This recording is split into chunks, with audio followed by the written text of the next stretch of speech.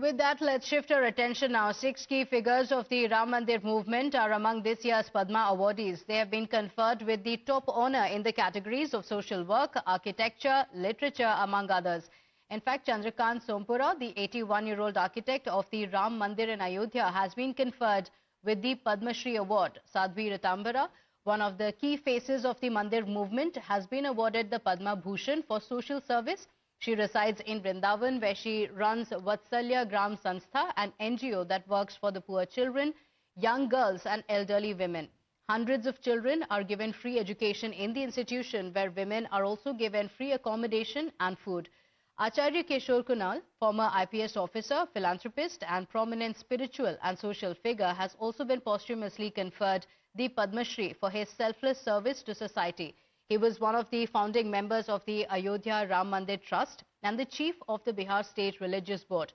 He was also instrumental in representing and presenting a map as evidence in the Supreme Court during the Ram Mandir Babri Masjid case. In fact, Justice Jagdish Singh Khehar, the first Sikh Chief Justice of India, has also been conferred with the Padma Vibhushan. He had once offered to mediate to find an amicable solution to the Ayodhya dispute. Senior advocate C.S. Vaidyanathan has been honoured with the Padma Shri.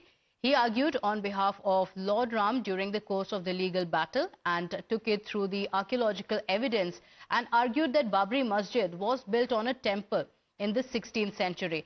And Pandit Ganeshwar Shastri Revid, a noted Vedic scholar from Varanasi, has also been recognized with the Padma Shri for his contribution to literature and education. He is known for his role in the coordination of the Pran Pratishtha rituals in Ayodhya, and also given the Pran Pratishtha the top honor to them has though triggered a political controversy. Leaders of the opposition are casting aspersions on the integrity of the awards and also saying that this is an attempt for the BJP to honor those on the basis of religion. Listen in. देखिए, पद्म भूषण हो, पद्म श्री हो, ये सारे award जो हैं बहुत ही महत्वपूर्ण award हैं। देश के लिए जो लोग कुछ न कुछ करते हैं, अलग अलग क्षेत्रों में काम करते हैं, उनको सम्मानित किया जाता है। ये परंपरा इस देश में हमेशा से रही है। लेकिन जिसके ऊपर आज भी केस हो, अदालत में केस हो और तमाम सारी चीजें हो, ऐसे लोगों को नॉमिनेट करना मुझे लगता है कि ये उचित नहीं है। लेना देना है कि उनको जो सम्मान दिया गया है, उन्होंने इस देश के लिए ऐसा क्या किया है।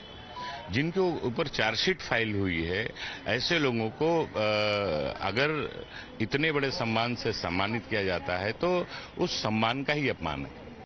पद्म सम्मान जो होता है वो इस देश में उन लोगों को दिया जाता है जो असाधारण और विशिष्ट सेवा के लिए जाने जाते हैं, जो उत्कृष्ट कोटि और विशिष्ट सेवा के लिए जाने जाते हैं, जो किसी क्षेत्र में विशिष्ट सेवा देते हैं। लेकिन भारतीय जनता पार्टी ने पद्म विभूषण का भी राजनीतिकरण कर दिया है। अब क्राइटेरिया हो गया है या तो वो आरएसएस का मेंबर हो और या फिर राम मंदिर के आंदोलन से जुड़ा हो। देखिए, भारतीय जनता पार्टी धर्म की राजनीति करती है। बदकिस्मती यह है कि अब धर्म के नाम पे अवार्ड हो गया है। जो इसमें जो 6-7 लोग हैं जिन्होंने राम मंदिर के मामले में रोल अदा किया, पिटिशनर भी हैं, उसमें एक साध्वी जी भी हैं। अब लगता है कि ये अवार्ड मंदिरों के पुजारियों को भी दिए जाएंगे और कहीं कहीं इनको लगे तो वहाँ से पकड़ के लाएंगे उनको। तो ये अवार्ड की जो है ये तौहीन है। मुझे लगता है बीजेपी वाले पता नहीं किस रास्ते पे जा रहे हैं, इस मुल्क को कहाँ ले जाने वाले हैं। The BJP, though, is accusing the opposition of politicizing the country's top honor and reminding the opposition that it was the Modi government which honored Mulayam Singh Yadav with a Padma Vibhushan posthumously in the year 2023. Vote bank के लिए अब Congress party और India alliance Padma award पर भी politics खेलेगा।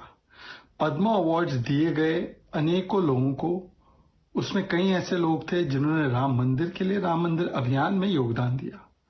पर अब बताया जा रहा है कि पद्मा अवार्ड्स कम्युनल है। बताया जा रहा है कि इंडिया अफगानिस्तान बन गया। क्या इस बार पद्मा अवार्ड्स किसी भी माइनॉरिटी के समुदाय से लोगों को नहीं मिला? और जो ऐसे लोग हैं जिनके बारे में ज्यादा चर्चा भी नहीं होती, ऐसे लोगों को भी पद्मा अवार्ड दिया जाता है। इसीलिए पीपल्स पद्मा बन चुका है पद्मा अवार्ड्स। भारत सरकार ने आज पद्म पुरस्कार वास्तविक हकदार लोगों को देना प्रारंभ किया है। वरना एक समय में जब कांग्रेस की सरकार हुआ करती थी तो कैसे चाटुकारिता के आधार पर जिनसे केवल लगाव हुआ करता था उनको पद्म पुरस्कार दिया जाता था, लेकिन आज जो वास्तविक हकदार है, जिनका समाज जीवन के लिए अलग अलग क्षेत्रों में योगदान है, आज उनको पद्म पुरस्कार मिल रहे हैं। और जो लोग ये आपत्ति उठा रहे हैं कि राम जन्मभूमि आंदोलन के लिए किसी का योगदान रहा है या प्रोग्राम के मंदिर के लिए योगदान रहा है, तो ये भी एक सामाजिक कार्य है। और प्रधानमंत्री नरेंद्र मोदी जी की सरकार ने तो आज मुलायम सिंह यादव जी को भी पद्म पुरस्कार दिया है, जिनकी All right, so the politics around it continues. With that, we're slipping into a short break here. We'll be right back to stay with us.